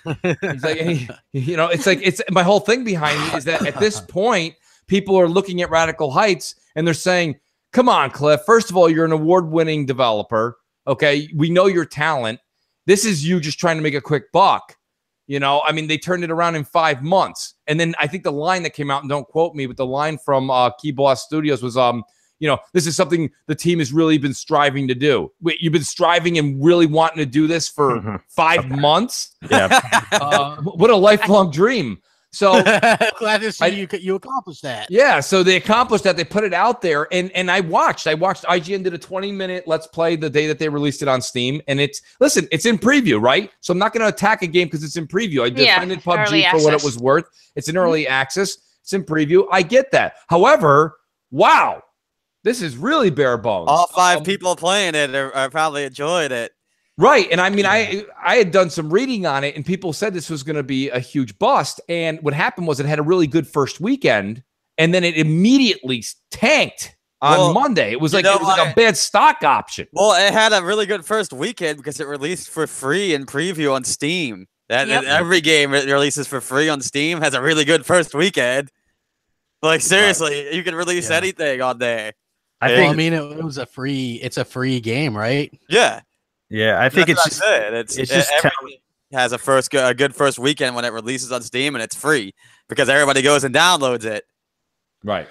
Yeah, I just think Cliffy B, it's telling that he's on Twitter just pandering basically to the Xbox brass per se. Oh, we want our games on Xbox. Oh, we want Radical Heights on Xbox. It's just like he's looking for a handout per se, because he could go through the channels like indie developers do based off of the program that they have established on Xbox, but he's looking for that money deal through Xbox, and they're not buying what he's selling, you know. So he's I was gonna say. I think he just wants attention for someone.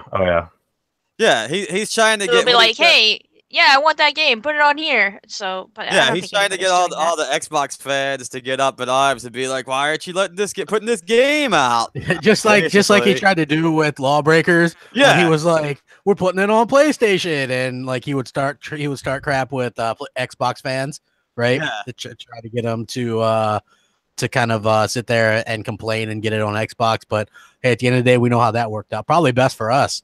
Hey, yeah, well, all 5 people who enjoyed Lawbreakers are probably really disappointed at this point. Oh man, that's cold-blooded, man. 20 people get it right. That is, it's 20's giving it an awful lot of credit. Maybe, come on, man. It could be 30 for all we know. So, chill. All I know is that if they add that on Xbox, if he actually does bring it over, I'm not interested. I'm not downloading. I don't know that many people there are, besides maybe 2 people. Xbot and Mel, they want to try it, but other than that, I don't know that many people that are interested. It ain't that great. I played a little bit of it. Well, and the fact that Fortnite keeps bringing out new content, I think they just released some more content, and I'm just like, oh man, that's all I see people stream is Fortnite, and I'm like, I don't want to see this anymore. Yeah, the funny thing about Fortnite is that has a big, like, almost quadruple A developer behind it. You know, so they can continually just crank out. They got all these studios and and it's not to mention it's not everywhere. Not to mention that Fortnite is literally on every platform that exists. Yeah, it's like they're talking about bringing it over to the Switch, obviously, but I mean they're getting money for PlayStation players, Xbox gamers, PC players. They're getting it from everywhere. You can play it on the cell phone, on your cell phone. That's right. Yeah. Damn it. Hey, mobile gaming is a thing. Damn it. I forget. Not for me. It'll never be a thing. I know. Same. Eternal Shad says, "Good evening, guys. For Celestial Gameplays, I researched on how many studios Microsoft had in the past. They had so many defunct that could have been 5 new studios for the new exclusives and management changes. You're not wrong. You know, they really could have really done a good job and kept some of those around, but they had no budget. We know that they had no budget, so that's not really an excuse. It's just they didn't have a budget. They had to trim the fat. You know, I mean, I wish they would have kept Lionhead and these other ones too. Mm-hmm. You know? You know that what was it? Press Play. They were making some kind of game. Remember we all voted on it? They were they had like 3. Yeah, they had like 3 ideas for a game, and then you can vote on it. Yeah, and then we ended up getting none of them because Microsoft's like, we're gonna close you guys down. Ouch. Damn. Yeah, exactly. It's bad. And Donnie D was no better. He said no to a bunch of exclusive. We could be playing a Halo MMO right now. Or the Lego Mega Bloks Halo game. I mean, Mega Bloks. Yeah, we could be playing the Mega, or we could have been playing the Cameo 2 sequel that we were going to get, or the Perfect Dark reboot that we were getting. Hey, Cameo was an excellent game. I love that game. So people like the shit on that game, but that was an amazing game. That game was awesome. So I think, you know, a lot of people, you know, would take that over nothing, right? Mm-hmm. I don't care that it has cartoony colored graphics. Look, they don't pick or dictate graphics. Neither does Sony. Sony doesn't go out there and go, hey, make us a game with realistic graphics. You know, it doesn't work that way. You can't really tell these companies how to make their games, you know? And if both consoles, and if every console, if it was Xbox, Sony, and Nintendo, they all had these realistic fucking games, and people would say, Jesus, every game looks the same as the last game. Like, we need some diversity. Like, where's the cartoony stuff at? You know, where's the cel-shaded stuff? Well, we don't see any of it. Every game looks like The Last of Us. So what's going on? I like that. I like that accent. What's going on over here? I think that was a jab at New Yorkers. What the hell's going on over here? I just stuffed the calzone in here. Hey, no. Yeah, so, hey, watch out. Oh, no. She goes, no. Hey, Ermi says, did I read about the Atari VCS at 4K 60? Yeah, but isn't that just like a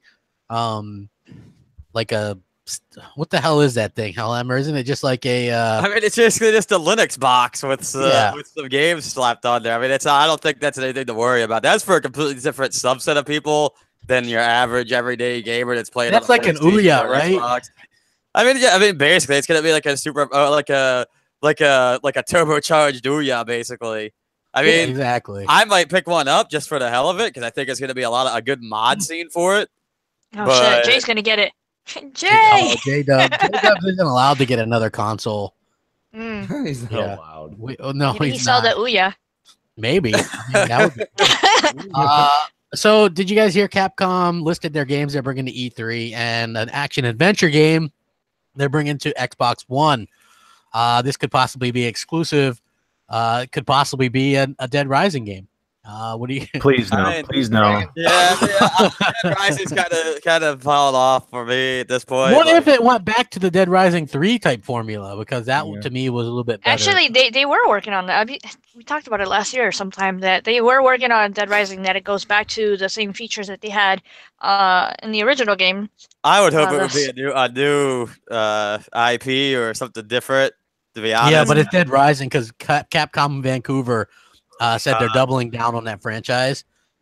And and they always lean to Xbox first, even if it goes to other platforms later, even though 3 didn't. I don't know. That was interesting. Well, Microsoft funded that. That's why, because they weren't going to do it. So Microsoft was like, hey, can you guys make us a game? We need, we want to launch our new Xbox. Can you make this game? And so they paid for it. Whereas the second one, they probably paid for a year of exclusivity. But I actually like Dead Rising 4 3 myself, but look, 4 took a step back in a lot of ways. I enjoyed it for what it was, but like all the zombies looked alike. Whereas in 3, I liked it, but it shouldn't have been themed. And if so, they should have taken it away after Christmas is over and then reskinned it for us, because they should every time I play it, I feel like I have to play it in Christmas or something. Yeah, there should be an option to turn that off, to be honest. Yeah. Hey, me and Mooch warned people. We were like, hey, play the game around Christmas time. Did you ever beat that game, Mooch? No, I never did. That's a shame on me there, but I'll tell you the truth. Don't worry, December's we're coming up fast. Well, I thought this would have been a great play for that game. Like, they could have had it so that every Christmas a new DLC came to that game. Talk about games as a service. That would have been awesome. So every holiday, when you got right near Thanksgiving, someone would be like, what are you doing this year? But like, just like every year there's the Call of Duty people that go out there and they get all excited for Call of Duty. Like, it would be awesome if you had like the Christmas theme crazy Frank killing zombies like thing going on. Like, that's just like it was a funny thing. I thought it was a great thing they had. They could have done additional content, made money with it. But I do agree with Crap. Myself personally, as nice and as fun and as cool as that theme was, I prefer Dead Rising 3.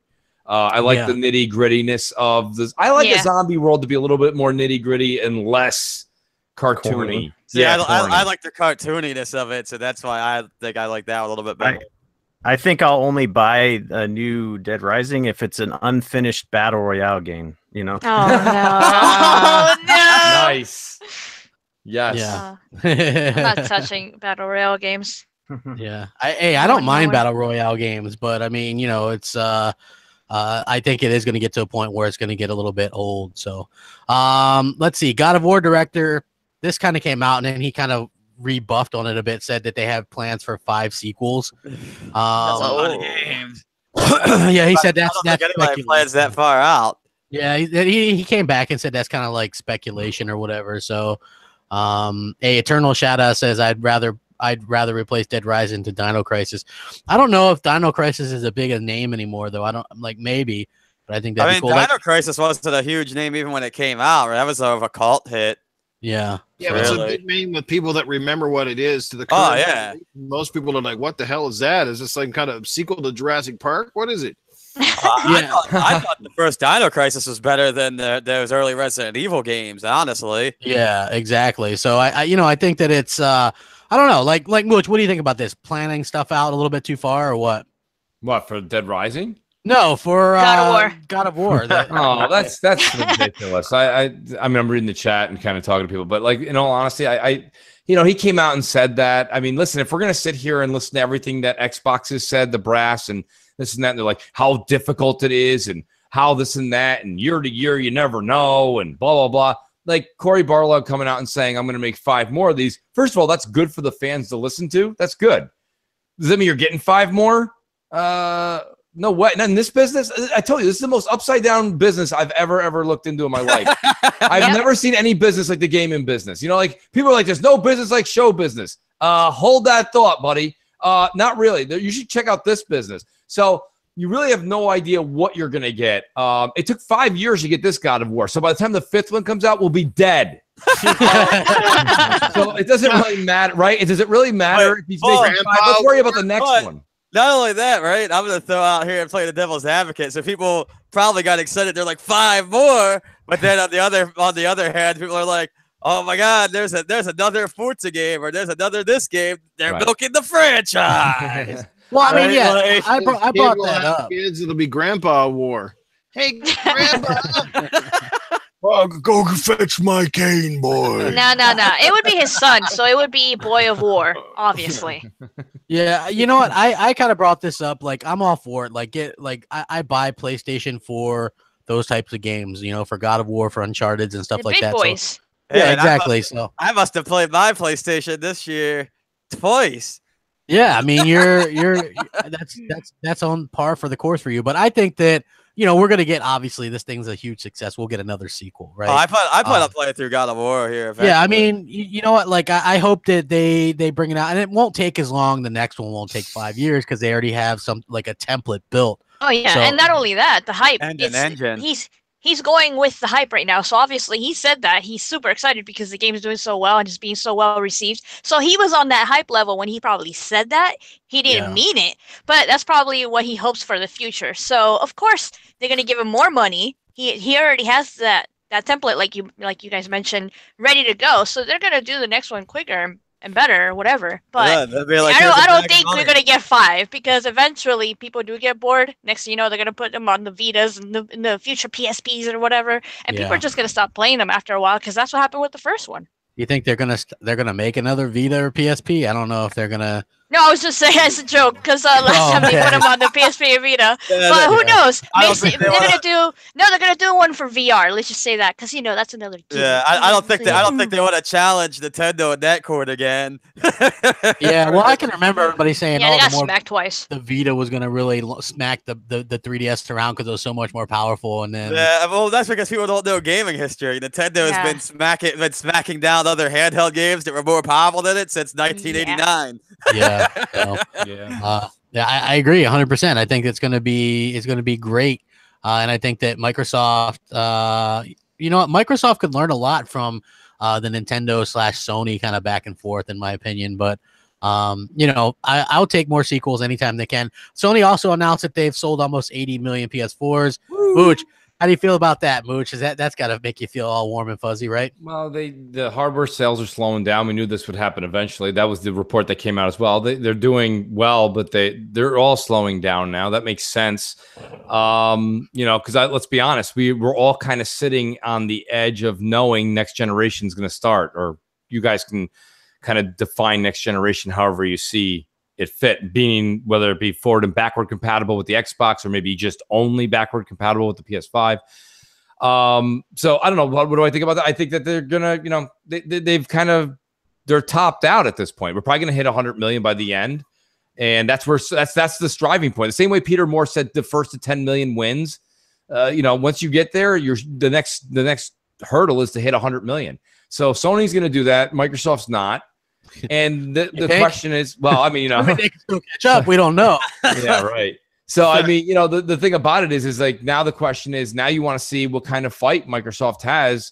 That's why when people are like, oh, don't worry, next gen, they're going to come out and they're going to do this, they're going to do that. And I'm like, well, I at this point, you can't just sit there and sit Indian style on the floor. It's not going to work that way because every single customer you lose right now may not come back. And you might go, what do you mean? Which we're all kind of buying double consoles. They're not really buying double. I mean, look at the numbers. The numbers 2 to 1. Yeah, they're not. So the thing about it is Microsoft has to take 2018 and 2019 extremely seriously and not just sit there and wait till 2020. Yeah. You know, go ahead. They're not catching up in the total number of consoles sold. That's a given. They can write off at this phase. But I've said it before, Mooch. We've talked about this many times. Xbox has to go out with a bang. They have to finish strong. They got to come up with some titles. They have to show their fans now that the hardware is the least of our worries, that it's all about the games, and they got to bring forward some new great IPs. And they really need to make sure that their stapled IPs now hit a home run. They like, if it means taking an next year to make sure the game is like really well done, and it's a top caliber game that, you know, starts to get a little game of the year kind of hype around it. That's the kind of thing they need. They need to restore faith with the Xbox fans and its brand. Like I said, last year was great with the hardware. The X certainly, you know, kind of dispelled those, oh, we have a 900p box, blah, blah, blah. We don't have the best version. Now it's clearly not the case, but it's a beast. Now it's the games. It's a beast, and now we got to bring the games. And we will bring the games. You can rest assured. Oh, wow. Oh, really? They're gonna. What kind of games do you think they're gonna bring, Mike? What do you guys got up your sleeves? Anything interesting? Halo 6, Halo 7, Halo 8. Forza Horizon, that's gonna keep going. We've got a bunch. We got a bunch of games crap. You have no worries about that. They're gonna come. We're gonna bring it. You guys just gotta hold on to your underwear a little bit longer. We're gonna bring it out. It's gonna be good E3. We got some surprises in store for you guys. It's gonna be fantastic. Awesome. Like, I hear we only got features. I don't know. yeah. Features. A lot more than features, let me tell you. And if not, you guys can rest assured we'll still have more rubber banding and updates to PUBG. Oh no! Hey, I like the rubber banding. It's kind of a game within a game. When we see an increase of people eating turkey sandwiches while playing Xbox Live. I mean, turkey's good meat too. I think, you know, like, why not, right? So I think that we're gonna have we're gonna have a lot of good stuff, man. Anybody that's down on Xbox, just wait till E3, folks. Wait till E3. Man. I should have not showed up. Not today. Hey, E3 is gonna be fine. Hey, a good game that's coming is, well, possibly Remedy bringing their new game to E3 this year, and it releases next year. P7. Mooch, what do you think about that, bro? Yeah, can't wait. I'm excited. I can hear the excitement in his voice. Yeah. How excited are you, Mooch? No, which game are we talking about, buddy? I'm doing like 8 things over here. This is my off. It's my off night. Sorry, buddy. I'm having like off night. I know. I'm sitting here. I can barely talk because I'm coughing every 2 seconds. We're hearing you too. Yeah. So I know, right? I got cough drops here, but they don't work all the time when I got to talk all the time. But Remedy is bringing their game, quote unquote, P7 to E3 this year. It's releasing next year. What is it? An action adventure? Is it? It's an action adventure. Apparently, they say it's in their vein of good storytelling. So, how was Microsoft? Now, when did Quantum Break come out? Was it 15? It was 15. Yeah, 2015. That was when I canceled a pre-order because other people could play the game. That's correct. Yes. Right, there it is on my. Yes. I thought it was 16. History. No, it was 15. No, it was 15. Really? Yeah. Dang. I don't know. I mean, well, that's impressive for Remedy, flies. right? That's impressive. 4 years turnaround is not bad. Yeah. Hey, Alan Savage, thanks for the donation. Hey, he donates on my channel too. He says, hit that like and subscribe button, folks, and please do that because that would be awesome. Yeah. No, I don't know. You know, Remedy's got a good track record. Look, they make great games. There's no doubt about it. Everybody knows that. I think Quantum Break got nobody likes to hear it. I know nobody likes to hear it. So earmuffs for all you media fans. But the media crushed Quantum Break before it even hit retail. Yeah. You know, it wasn't even out yet. And they're like, 720p in the corners. We have a monocle on. I can see it. Why is this game? The game sucks because the door in the back of Sean Ashton's head is 720p. So anyways, you know, it is that they kind of crashed on the parade there, and that sucked. But I'll always buy a Remedy game. Remedy was one of the companies that we said that we thought one of the developers that Microsoft should have picked up years ago. And we know that definitely probably won't happen now. Yeah. But nonetheless, they have talent. The question is what takes them so long? You know? Hey, I don't know. I'm not exactly sure. Right. I think that this is one of those games that Microsoft supposedly maybe turned down. I mean, that's an interesting thing, right? You know what's funny? We've been on this podcast tonight, and we've heard Phil, Donnie D, these guys all turning for a company that makes games. They turned down a lot of them. Hey, wait, hold on. Quantum Break came out April 5th, 2016. So There you go. 16. Foxy was right. Where's my shirt? Ratio. Where is my Fox shirt? was right. Yeah, Yeah, it was Fox was delayed. right. Remember, it was supposed to come out in 2015, and it Yeah, got for delayed. some reason, 15 is just in my mind. I thought it was a 2015. Yeah. 15. Well, hey, we had what Just, Halo 5 and Guys, it's really Oh, important to make sure that you balance the game ratio, because what happens is if you flood the market with too many games, you end up like Acclaim did back in the Super Nintendo era, where you have so many games and most of them are absolute trash. So it's all about balance. Thanks, Mike. Yeah, Mike. I mean, Mike you're is starting to always- scare me. Mike, you're freaking me he's out. always a man. breath of fresh air with that. Yeah, but what's interesting about that was that game was shown off at the unveiling of the Xbox One in 2013. So Yeah, and then it came out in 2016. So Yeah, it got so delayed. that one took a while, but like Yeah. before that, we had Alan Wake, and that was 2008, 10. 2010. And Yeah. yeah, and I really like the way they do storytelling, so I enjoy both of those games. And I played, oh man, what was it? Mad Max? Mad Max. Yeah, What? that's a decent game too. It's not bad That was good, yeah. Yeah. for a one of those type of games. You know what I mean? Like it's not. Well, you know, the thing about Remedy that everyone's got to kind of break down and think about for a second is I followed Sam Lake for quite some time on Twitter. Sam Lake is he's an artsy dude. You know what I mean? Like he likes paintings and writing. He said the minute he got done with like Quantum Break, he's like, he kind of did like The Secret Window, the Johnny Depp movie. He went and rented a cabin in the middle of like Norway, and he was like, I'm just gonna sit here and write and drink tea. And I was like, okay. So you got to remember when you play Alan Wake or you play Quantum Break and you listen to the writing, it's like if you're a Twin Peaks fan, right? Like there's people who love Twin Peaks, and then there's people who are like, what's Twin Peaks? Is that like some kind of like small island off of like Fiji? That show sucks. They have no by the idea. way. Well, whatever. I mean, there you go. But I bet you there's Same. the chat's about to like crucify you right now, crap, because I know a lot of people love it. Who likes Twin Peaks? Nobody even knows what it's about. Well, there's a following. What do you want me to say? Anyway, It's a good beer here. there you go. But that's my thing. Is it's polarizing, as Crap would always say in his videos. It's one of those things. So Sam Lake is very, very artistic. He looks at things differently. He writes differently. His humor is unique. He was Max Payne for the first game. Right. You know what I mean? Oh my God, And that's what it was. Max Payne, not Mad Max. you remember that first like deja vu dream that he put into Max Payne, that game when you're walking along like basically like the guts and blood of whatever in that like deja vu dream? Like that's way out there. And some people probably played that board and they're probably like, what is this board? What is this map? What is this?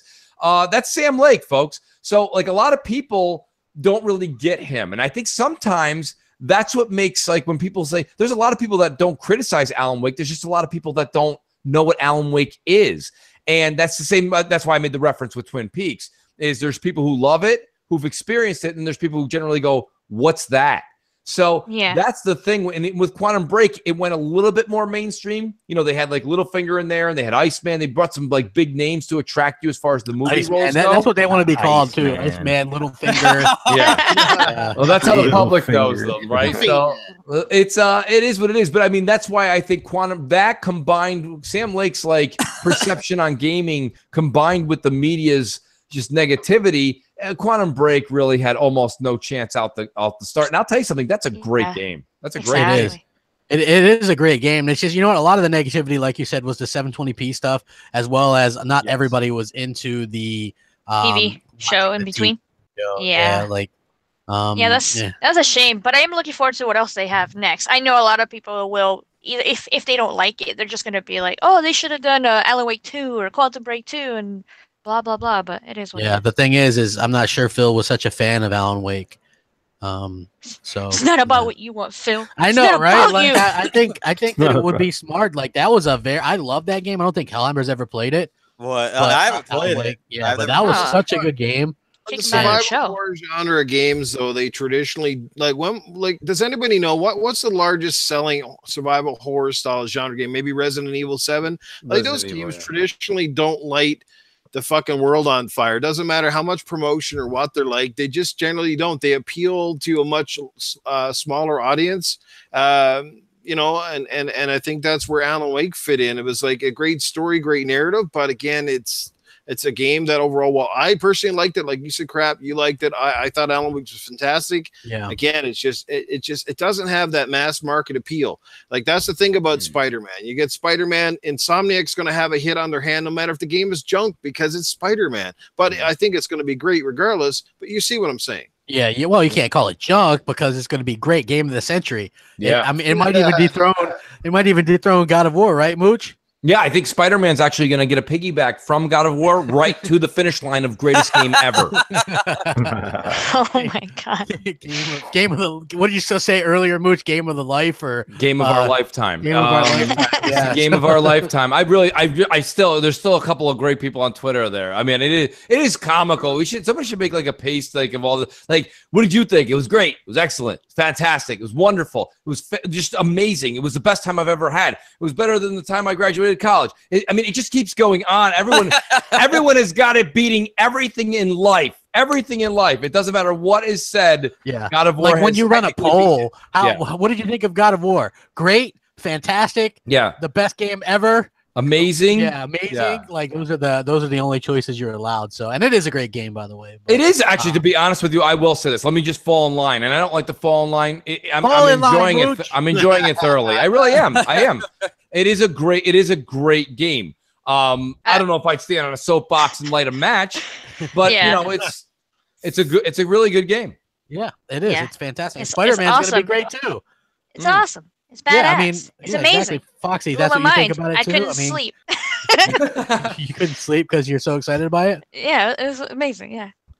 I you like it, right? I mean, actually, you like yeah. It, right? Yeah. Actually, yeah, I do enjoy it. I think it's a badass game so far. I don't care for Kratos and his son yet, but I'm enjoying the game itself. Like, how far are you in your red and blue strings for weeks now, right? Wait, what? I'm gonna red and blue G-strings. All right. Oh no! All right. Anyway, what did you say, Crappy? I was just wondering what you thought of it because you're mostly in that. You only play it on your brothers or whatever. So yeah, I do. Yeah, I stole this game. I did an unboxing of his stuff. Yeah, definitely, I did all that. Yeah. I saw the unboxing. Check out my channel. Hand modeling and all that kind of stuff. Yeah. You got that down, so that's always a good thing. Yeah, and I got complimented by my nail polish. So watch out, creeps. Yes, I mean anyway, that is kind of creepy. I'm just, it happened. It's in my comment section. I'm playing the game of the generations called Zelda Breath of the Wild. I'm a little late to the game though. Oh, you must have just got a Switch then, huh? Oh yeah. Well, that's a great console actually. The only problem is, like for me, it'd be a much better console if they had an achievement system. It's true, but I do think that like they've got some really good games. The Switch is awesome, and Breath of the Wild is really good. Aside from the fact that he runs out of breath every 2 seconds. Runs out of breath way too soon, and the upgrade. That's why it's called Breath of the Wild. True enough. Yeah. I agree. I think I heard Link nearly drowned brushing his teeth. I remember Noof complaining about that game like last year. He's like, he's always running out of breath, and he's always his stick always breaks like every 2 seconds. His weapons. So, yeah, his weapons or whatever. So yeah, that's always good, man. I gotta say though, this 2 hours kind of flew by, even though Noof and Mooch were a little bit late. I want to thank everybody for joining us. I just showed up. Yeah, Foxy, you showed up. Thankfully, you were like, man, he's drowning there. There's only 3 people. I better get in there and help, and I appreciate that. I just showed up because Team Crappy all day. That's yeah, you heard it right there. Yeah, you got plenty of people on Team Mooch. Don't even start, Mooch. Actually, he lost some people on Team Mooch when he was talking smack about Gears on MNC. I did not talk smack.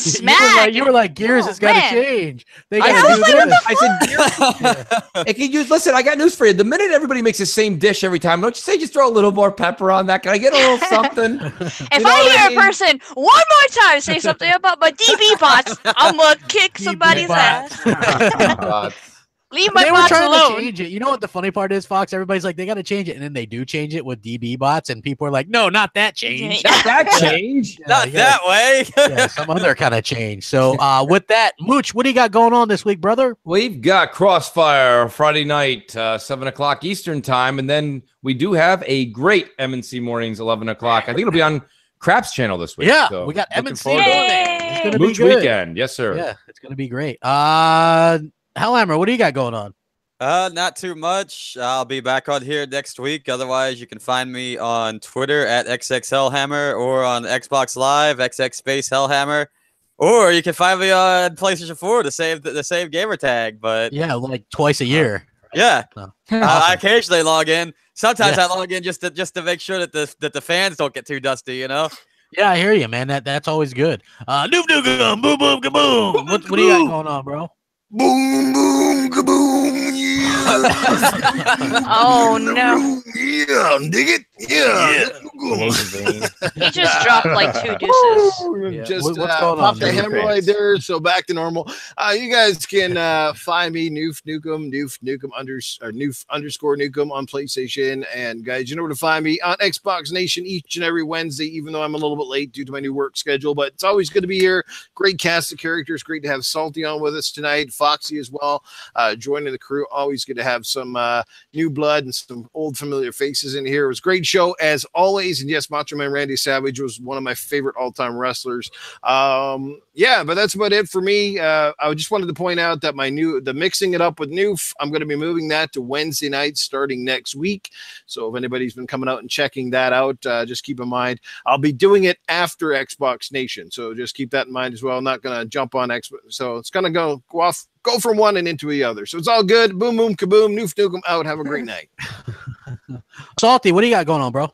How do I follow that up? Public service announcement. God of War cures impotence. I've heard that on the I haven't played the game, nor do I have that. But yeah, watch out for the 4-hour you know what's. But anyway, thanks for having me on, and it was a blast to talk to you guys. You guys could find me on Twitter, Saltiest Gaming, the I is a 1, and the Saltiest podcast every Thursdays on my channel, Saltiest Gaming, 8:30 Eastern. Thanks again for having me on. Salty, man. No problem, man. We appreciate you coming on. And Foxy, thank you for coming on. What do you got coming up? Well, speaking of Salty's podcast, I might be hanging out with him tomorrow on there. So, hey now, all the Foxy holics show up. Oh yeah. But anyway, you guys could check out my channel. I did 2 videos. One of them talking about single player versus multiplayer because apparently that's an issue and we can't have both. So if you want to hear me talking about that, I have some God of War gameplay, of course, the greatest game ever. And then I did the unboxing for the collector's edition, which my brother was like, yeah, you need to show off my statue in your video. And I was like, okay, sure. So I did that. So that was really fun. I might steal some of his stuff. He won't know. He won't know. And then, yeah, it was fun hanging out with you guys on here. Thank you to everybody in the chat for hanging out, of course. And then I'll see you guys on Gaming then on Friday. Heck yeah, we look forward to that. You guys will be denning it up. And we'll check you guys out then. And thank you guys all for coming out here. Please hit that like button. And thanks for all the support. We'll catch you next time. Be good to each other. Xbox. Feel better, Crappy. Thank you. See you guys.